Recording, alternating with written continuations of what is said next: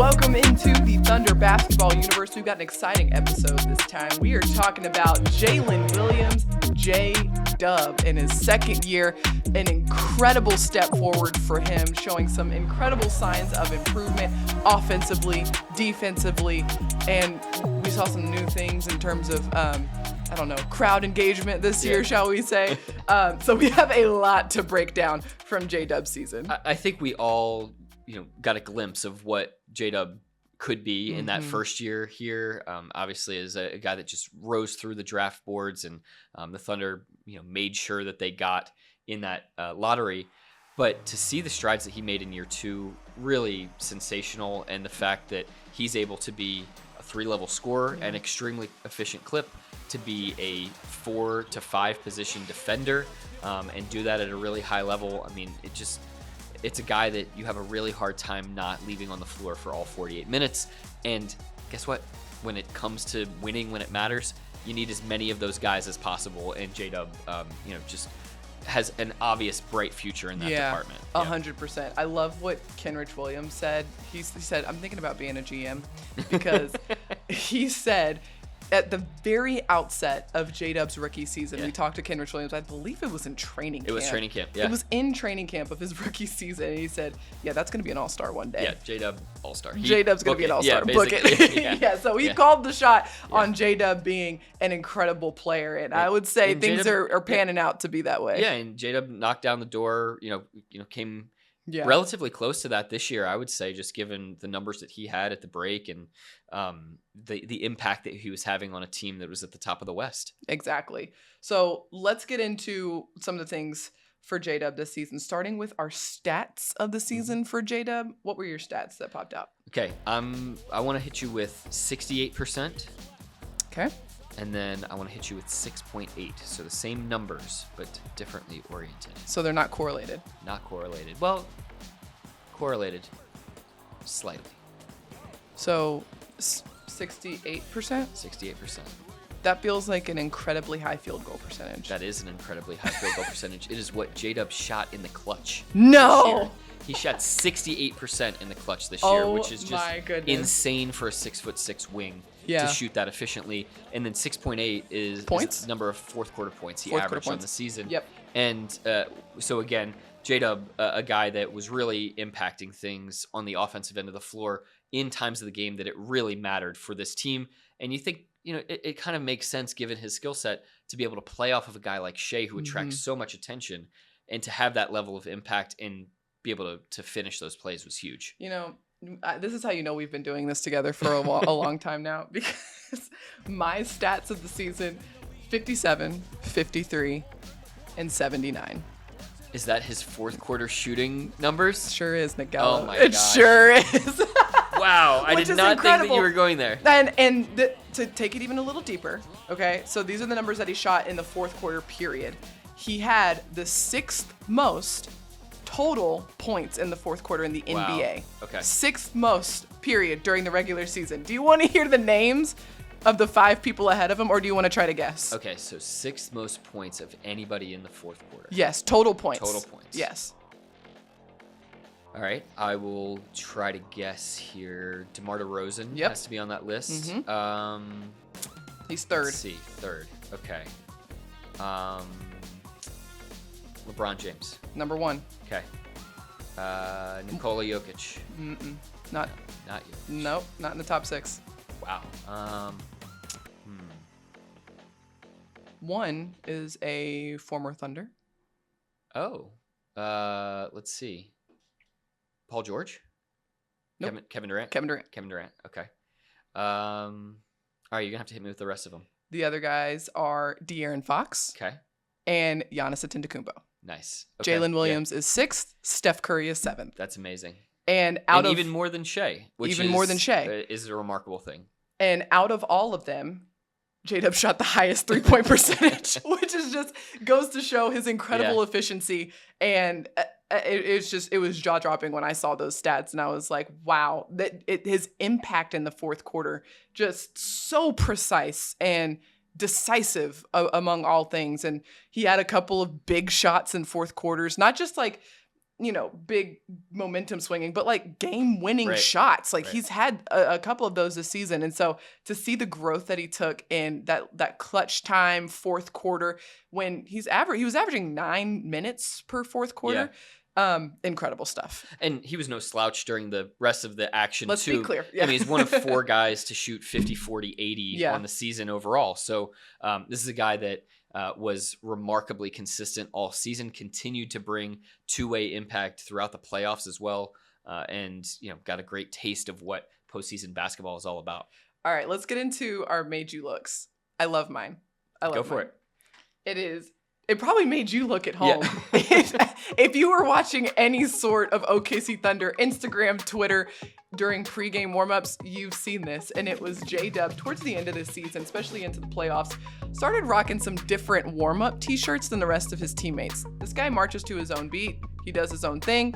And he would wear t-shirts with like his teammates' face on them. He even had one with Mark Daigneault's was the best. It was so the best one out of all of them. And what I love is that like each time he wore like a guy's face on his shirt, like that guy would kind of have a good game. Yeah, they went off. Kind of like did a great job. And so I love that because it's very indicative of JDub. Like he's his own guy. Yeah. But he's also all about his teammates. He's very tied to the people around him. Yeah. It's so he's like always swirling around all of his teammates, just perpetually like kind of puffing them up with more energy and hyping them up. And you can tell he's very fascinated by each of them as individuals and like who they are, what they bring to the table.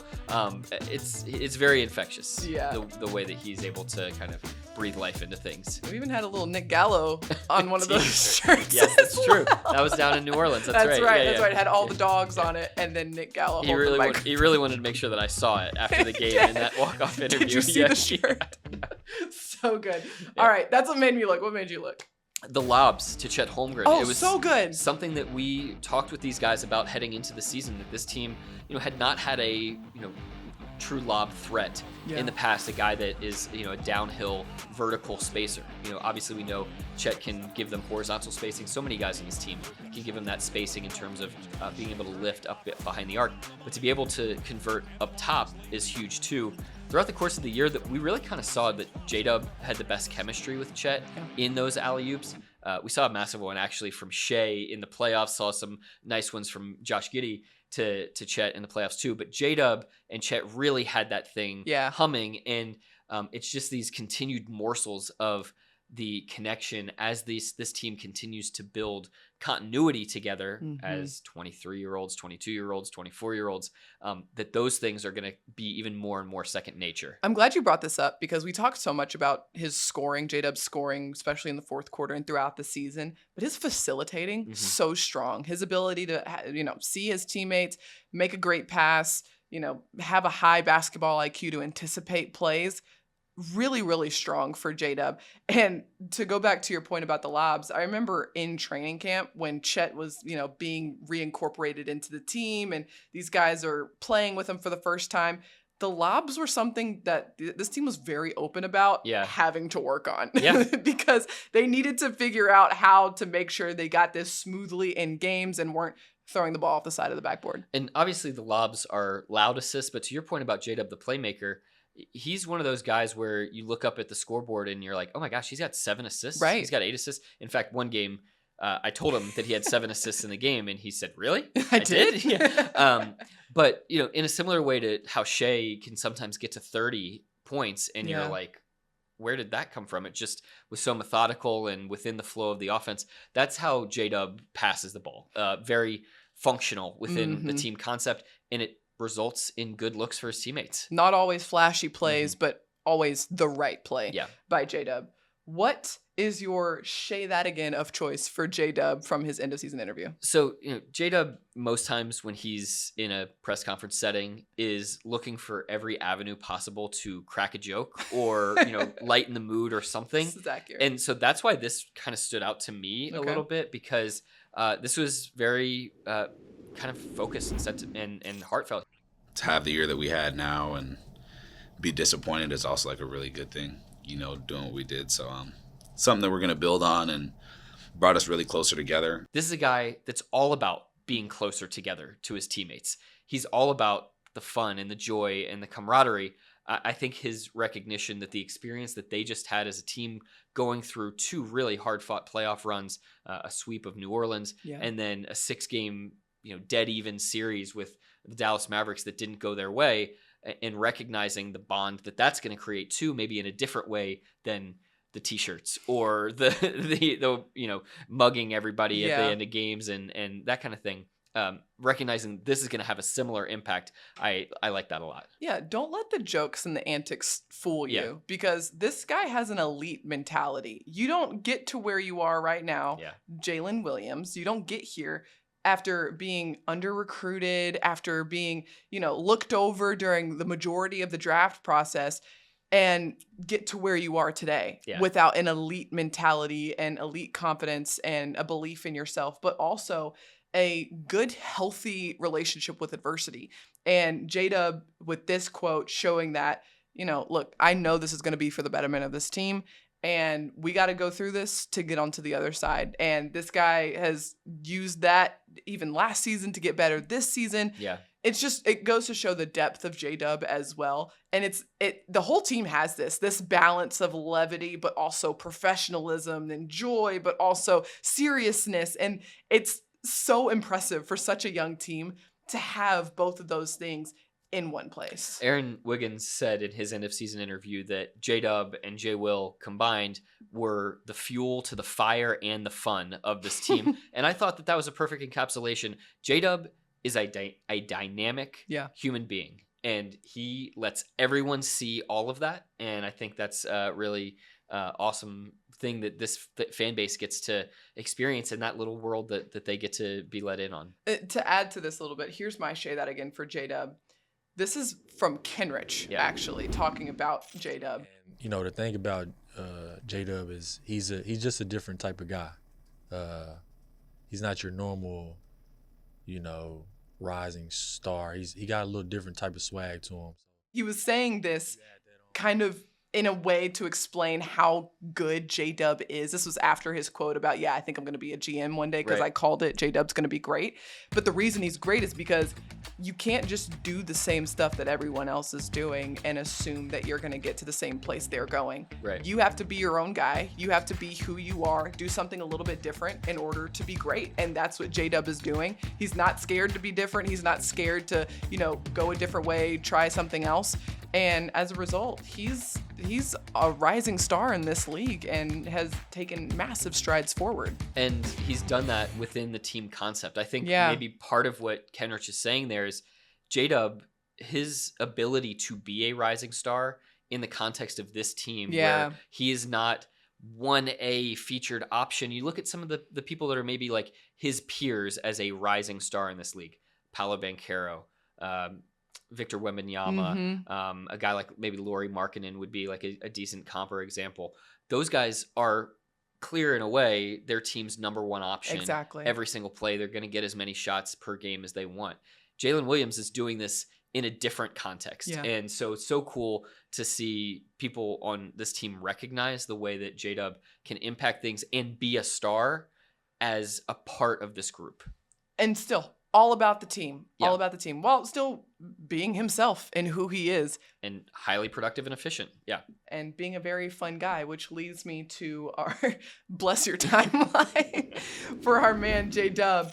I've been on record saying I've been barked at Target or Starbucks. And I can only imagine Jaylen Williams, JDub, just, I don't know, walking through the frozen aisle at whatever you do as an NBA player in Target, and just some random person just barking at him from a distance. And he was like, because the question was, do you think the barking will continue on the next season? He was like, I hope so. I think it's great. But I mean, I've been barked at Target. I've been barked at a gas station. Yeah, moms are barking at me. Yeah. We could calm down on that stuff, but everything else is great. And I'm like, actually, that's kind of awesome. He should know, having a little brother, that this is very much like you started it energy. from the fans around town of like, hey, you got us all to bark, we're barking, and we're gonna bark right at you. A little dose of the dose. Exactly. That's Michael Cage Cage reference. Nice. I like that. I loved that insight from JDub into a little bit of his world of just like, look, this is coming back on me a little bit. Okay, what blessed your timeline? Well, it's sort of kind of tangential to what you just said right there, or very related, is that one of the moments that really kicked off this whole thing was Aaron Wiggins' walk-off interview in San Antonio. Chet Holmgren was the initial barker, but Jaylen Williams delivered the line, "Why are you so efficient? Why are you so efficient?" Why are you so efficient? And he's making weird faces at Aaron. Season high 22 for you, only 11 shots to do it. Why are you so efficient out there? This was after a game in which Wiggins, really was able to help seal a good victory on the second night of a back-to-back in San Antonio, where the Thunder stomped on the Spurs. Yeah. And Wiggins was one of these like unsung heroes. Shea, I think, was being interviewed by a national broadcast, and I had a chance to talk to Aaron after the game, and so JDub, J Will, Chet all come crash around Aaron, who's another sort of cult-like figure.